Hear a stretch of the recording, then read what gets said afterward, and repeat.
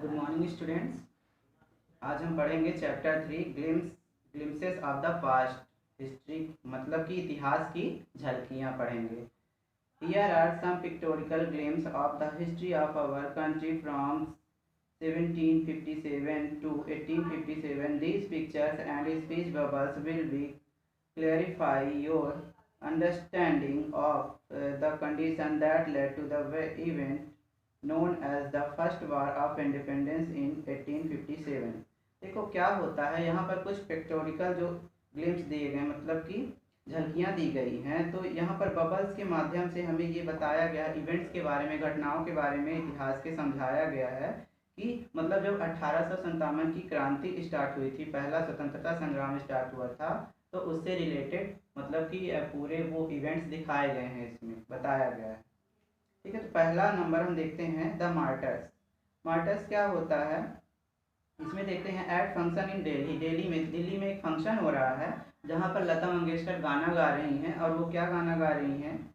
O my countryman, let your eyes fill with tears as you recall the sacrifices of India's martyrs. कह रही हैं, ऐ मेरे वतन के लोगों, जरा याद करो, जरा आंख में भर लो पानी, जो शहीद हुए हैं उनकी जरा याद करो कुर्बानी। ये गाना तो सभी लोगों ने सुना होगा। तो ये लता मंगेशकर उन शहीदों के लिए गाना गा रही थी।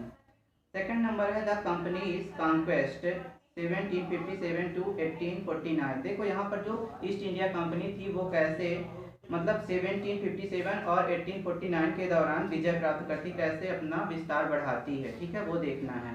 With the superior weapons the British East India Company was extending its power in 18th century India. देखो क्या होता है कि ब्रिटिश के पास जो है वो बहुत ही आधुनिक तरह के हथियार होते हैं, जिनकी सहायता से वो क्या करती है, पूरा अपने इंडिया में अपना विस्तार फैला लेती है 18वीं शताब्दी तक।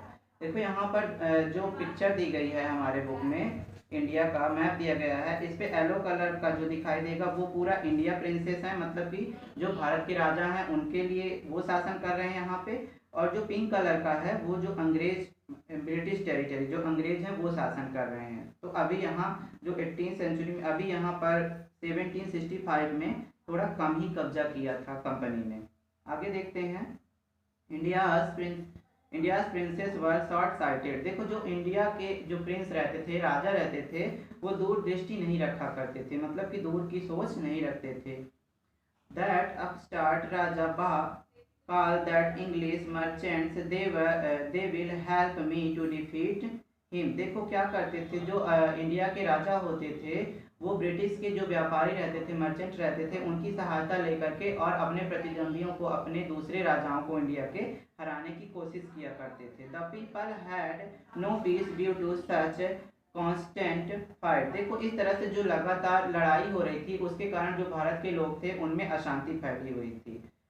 The rivalries helped the East India Company and it could easily subdue Indian princes one by one। देखो क्या होता था, जो प्रतिद्वंदी होते थे इंडिया में, जो आपस में प्रतिद्वंदी होते थे, वो ईस्ट इंडिया कंपनी की मदद करते थे, जिसकी सहायता से ईस्ट इंडिया कंपनी सभी राजाओं के एक बाई एक करके सभी राजाओं के ऊपर कब्जा करती गई।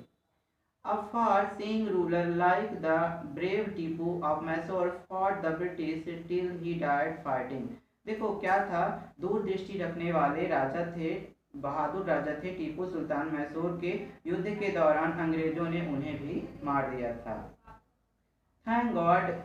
देखो यहाँ पे how did Indians react to this conquest. अब जो ये विजय होती जा रही थी कंपनी की, उस पर इंडिया के लोग कैसे रिएक्ट करते थे, अपना मत कैसे देते थे, चलो देखते हैं। यहाँ पे पहला व्यक्ति बोलता है, thank God there is peace in the country now, no more wars and no looting by thugs. कहते हैं अरे भगवान का शुक्र है कि अब भारत में कोई भी ठग किसी को लूटेगा नहीं और कोई भी युद्ध नहीं होगा। तो दूसरा व्यक्ति क्या कहता है, it is God who sent the British. वह भगवान ही है जिन्होंने इन अंग्रेजों को भेजा है।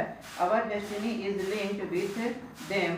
हमारा जो भाग्य है वो अंग्रेजों से जुड़ा हुआ है, ये तीसरा व्यक्ति बोलता है। ठीक है, तो इधर देखो उसी के अपोजिट में, मतलब कि विरोध में दूसरे व्यक्ति कैसे बोलते हैं। The white man has killed our dethroned our kings. देखो कहता है ये जो अंग्रेज हैं वो हमारे राजाओं को या तो मार दे रहे हैं या तो उन्हें गद्दी से उतार दे रहे हैं। तो दूसरा व्यक्ति क्या कहता है, some kings were not good but after all they were of this land. कहते हैं कुछ राजा अच्छे तो नहीं हैं लेकिन फिर भी वह हमारे देश के हैं। Now we have become slaves of foreigners. और एक व्यक्ति कहता है कि अब हम इन अंग्रेजों के दास हो जाएंगे। देखिए थर्ड नंबर है ब्रिटिश रूल। अब यहाँ पे अंग्रेजों का शासन आ जाता है 1765 टू 1836 पे, है ना। 1765 से 1836 तक अंग्रेजों का शासन हो जाता है। इसमें देखिए क्या होता है, religious leaders preached ideas like untouchability and child marriage. देखो जो धार्मिक गुरु थे वो अपने उपदेश में क्या अस्पृश्यता मतलब कि अनटचेबिलिटी मतलब छुआछूत का भेदभाव और बच्चों की शादी का ये फैला रहे थे। उसमें से एक गुरु क्या बोल रहे थे, anyone who crosses the sea loses his religion. देखो एक गुरु कह रहे थे कि कोई भी यदि समुद्र को पार करके जाएगा तो वह अपना धर्म खो देगा। और एक गुरु क्या बोल रहे थे इधर पर, all the misery in the world is due to women. देखो कह रहे हैं कि जितनी भी संसार में दुख विपत्ति है वो महिलाओं के कारण फैली हुई है। कितनी गंदी सोच रखते थे।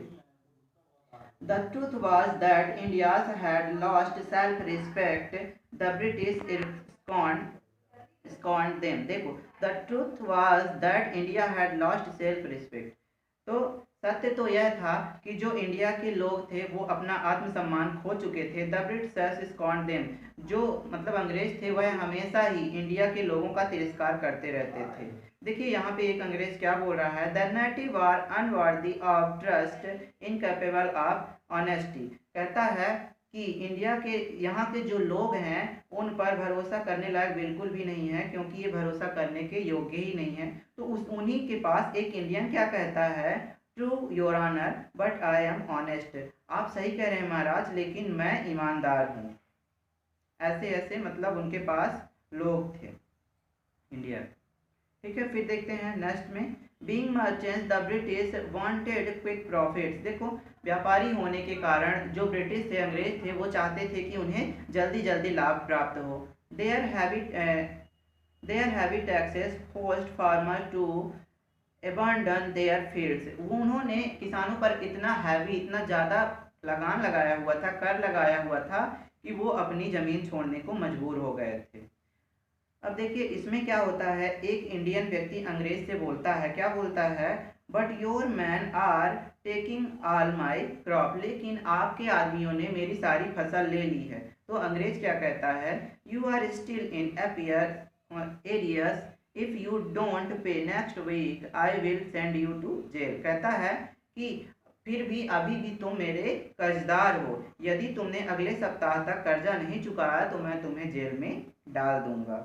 ठीक है आगे देखते हैं क्या होता है, still the British invented other methods which gave them more profits. अभी भी अंग्रेज ये सोच रहे थे कि कोई दूसरी विधि अपनाई जाए जिससे उन्हें और ज़्यादा लाभ हो। तो इसमें एक अंग्रेज क्या बोलता है, the goods manufactured in England should not have any import duty when brought into India. कह रहा है कि जो भी सामान इंग्लैंड में बनाया जाए और वह जब इंडिया लाया जाए तो उस पर कोई भी टैक्स या कोई भी चार्ज ना लगाया जाए।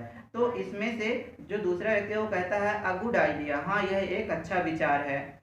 The East India Company's law began to cripple Indian industries। देखो जो ईस्ट इंडिया कंपनी थी वह भारत की कंपनियों को अपाहिज बना दे रही थी। जो भारत में कंपनियां चल रही थी उनको अपाहिज बना दे रही थी। ठीक है आगे देखते हैं, inevitably famine followed between 1822 and 1836 15 lakhs Indians died of starvation. और इससे क्या होता है कि भुखमरी हो जाती है भारत में और 1822 से 1836 तक लाखों लोग भुखमरी के कारण मरते हैं। The British policies ruined the expert artisans and their businessmen। देखो जो ब्रिटिश की पॉलिसी के कारण जो था क्या था कि जो मतलब आर्टिस्ट होते थे, जो कलाकार होते थे, उनका पूरा व्यापार ठप हो चुका था, है ना। वो अपनी कला नहीं, वो प्रदर्शन नहीं कर पा रहे थे, व्यापार नहीं चला पा रहे थे। 4 नंबर देखते हैं, राम मोहन राय 1772-1833। देखो राम मोहन राय एक व्यक्ति थे जो कि 1772 से 1833 तक प्रभावशील थे। देखो क्या होता है, राम मोहन राय अ लर्न्ड मैन फ्रॉम बंगाल। देखो राम मोहन राय एक बंगाल के विद्वान थे। Understood what was wrong with the country, वह ये समझ गए थे कि हमारे देश के साथ क्या गलत हो रहा है। Let us not despise our selves, our ancient culture is great. कह रहे हैं कि हम अपने आप को नष्ट नहीं होने देंगे, अपनी पुरानी सभ्यता को नहीं नष्ट होने देंगे, हमारी पुरानी सभ्यता महान है। And we are capable of greater achievements, और अभी भी हम लोग बड़े बड़े कार्य करने के लिए योग्य हैं, है ना। We must first reform our society, हमें अपने समाज को फिर से ऊपर उठाना होगा, है ना। Super situations have been ruined us, है ना। अब कह रहे हैं कि ये अंग्रेज कौन होते हैं, हमारी सभ्यता को नष्ट करने वाले, ठीक है। फिर आगे देखते हैं क्या होता है।